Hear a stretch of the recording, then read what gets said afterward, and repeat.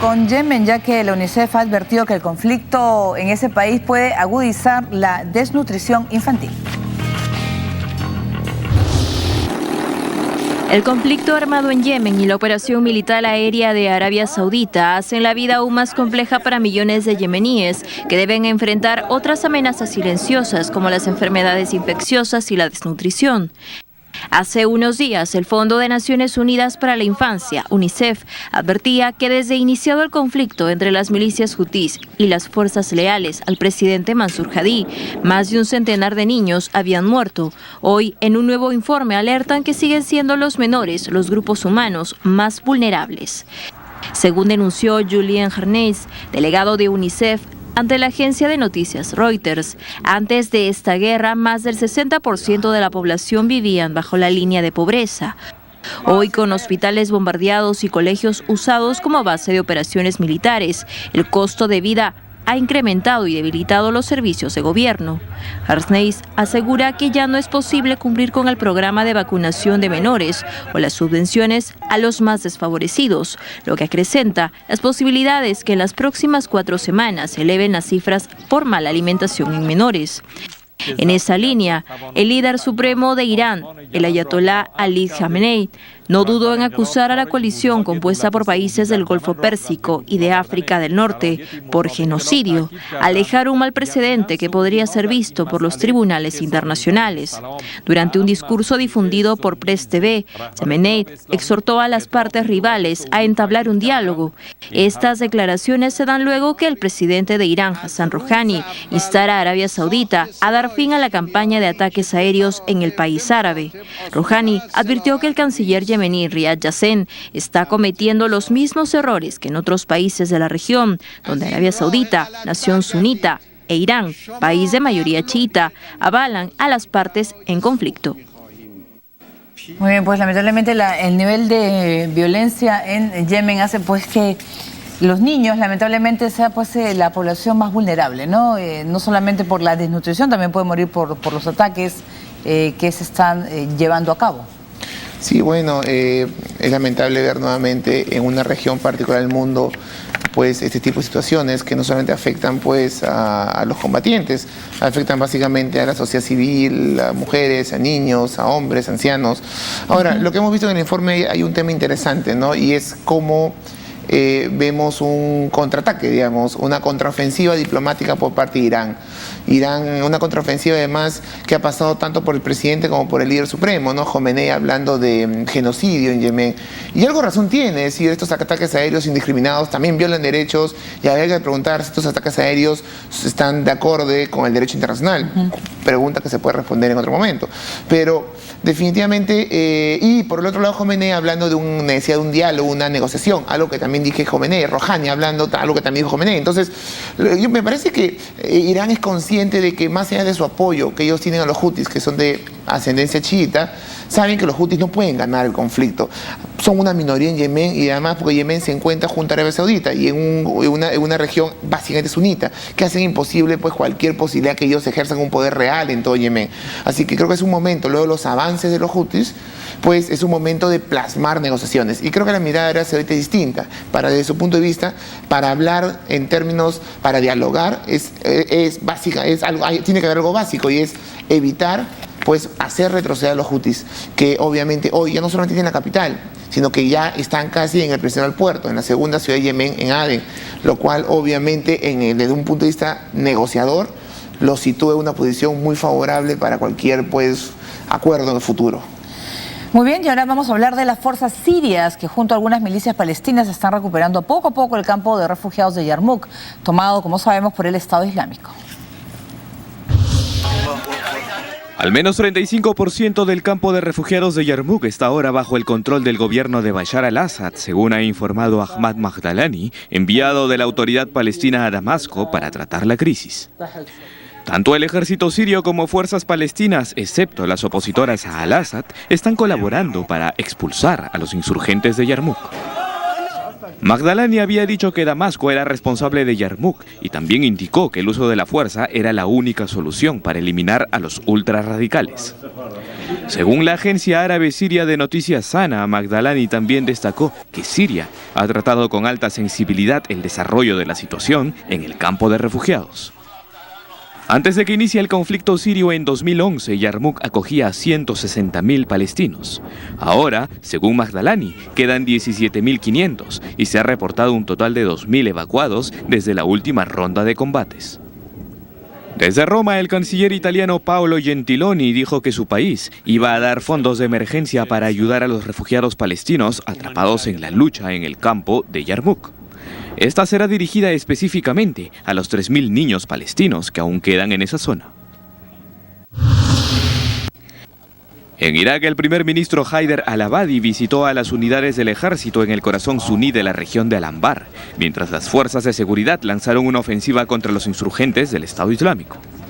El primer ministro ha dicho que si Daesh es derrotado en la provincia, los líderes de Anbar tendrán mayor autonomía. Por otro lado, desde la capital bielorrusa de Minsk, el canciller iraquí Ibrahim al-Jafari pidió una mayor unidad a la comunidad internacional para luchar contra el Estado Islámico, que representa un peligro y amenaza común. Por otro lado, el Canal 2 de Israel informó el miércoles por la noche que Hamás admitió haber dado tratamiento médico a yihadistas del Sinaí, seguidores del Estado Islámico, y que resultaron heridos durante un combate contra el ejército de Egipto. De acuerdo con este informe detallado también en la edición digital de Times of Israel, los terroristas eran tratados en el hospital de Shifa, en la Franja de Gaza. Muy bien, y bueno, esa información pues que sería cuestión pues de si se puede o no confirmar que jamás estaría apoyando a estos integrantes del Estado Islámico que estaban heridos y se encontrarían en Gaza. No sé si podría o no probar este vínculo entre esta agrupación palestina con el Estado Islámico, sí, ¿no?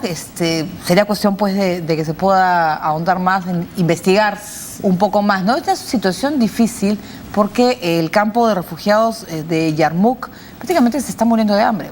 Las organizaciones que apoyaban sobre todo a las familias, a niños, ancianos, están desesperados porque hace muchos días no están llevando alimentos ni medicinas, así que esa población se está muriendo relativamente, ¿no? De hambre. A ver, en primer lugar habría que ver la fuente de esta información, ¿no?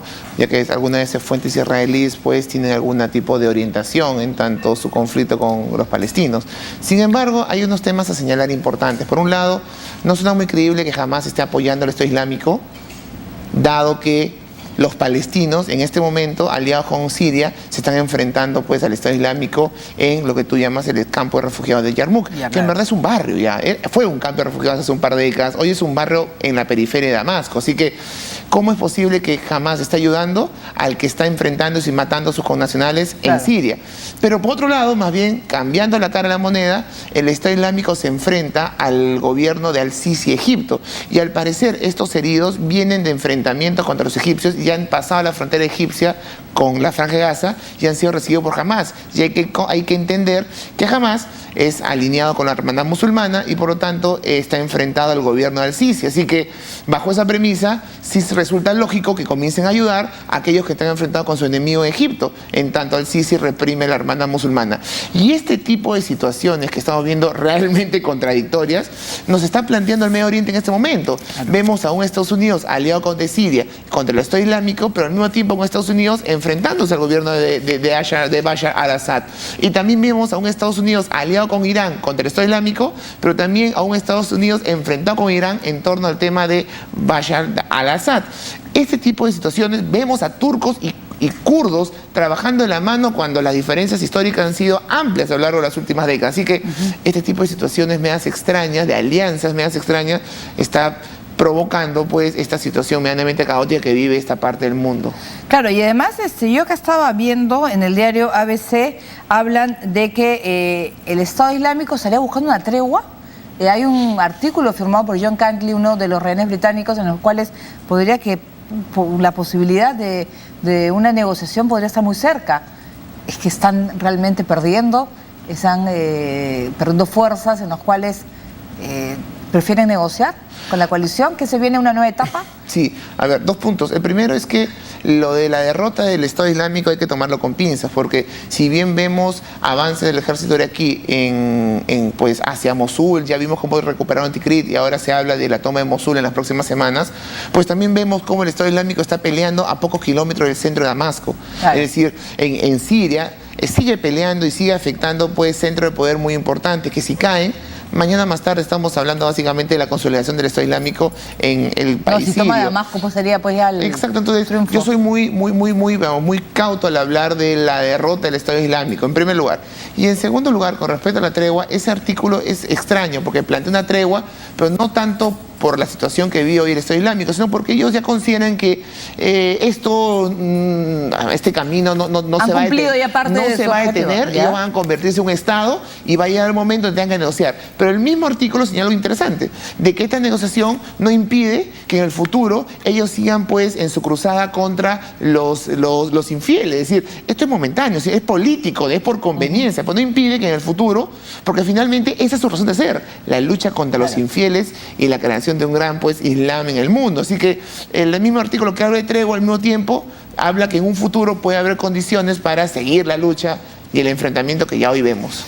Muy bien, y vamos a comentarles, siguiendo con el terrorismo, la facción ciberterrorista del autodenominado Estado Islámico hackeó las cuentas de redes sociales de la cadena francesa TV5 Monde, así como su sitio web, e incluso interrumpió brevemente la transmisión de los 11 canales que tiene este importante grupo de comunicación francés. El ataque digital ha sido considerado como uno de los más grandes y graves de la historia de la televisión. La agencia de noticias AFP informó que los hackers publicaron en la página de Facebook de TV5 documentos de identidad de los familiares de los soldados franceses que participan en las operaciones antiterroristas. Mientras tanto, la organización junto a las autoridades de seguridad nacional siguen investigando cómo es que los hackers lograron penetrar sus firewalls.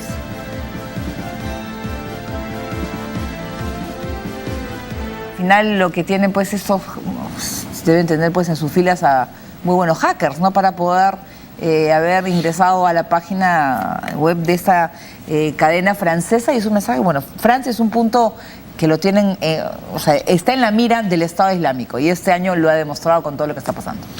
El Estado Islámico, como lo hemos comentado semanas atrás, pues es una versión pues mucho más avanzada de Al Qaeda, digamos. Ellos son conscientes de los diferentes ámbitos en donde se pueden enfrentar a Occidente, no solamente a través de atentados terroristas clásicos, sino también, por ejemplo, mediante el ciberterrorismo, claro, que además es una amenaza que los expertos llaman pues la guerra de quinta generación, es decir, dominar tus mentes, y ahí pasa pues la dominación de lo que es el espacio virtual, las redes sociales, y es algo además que recién tiene no más de década y media, claro, que se está trabajando. Por eso es normal ver cómo la reacción del Estado francés es básicamente implementar un sistema de defensa. La pregunta es ¿por qué no lo tenían? Bueno, lo tienen, pero de manera muy básica, y lo demuestra cómo una organización terrorista como el Estado Islámico tiene la capacidad de hackear uno de los principales canales de televisión. Pues la pregunta es, no solamente pensemos en el Estado Islámico, lo que pueden hacer otras empresas, lo que pueden hacer otros estados, lo que pueden hacer personas particulares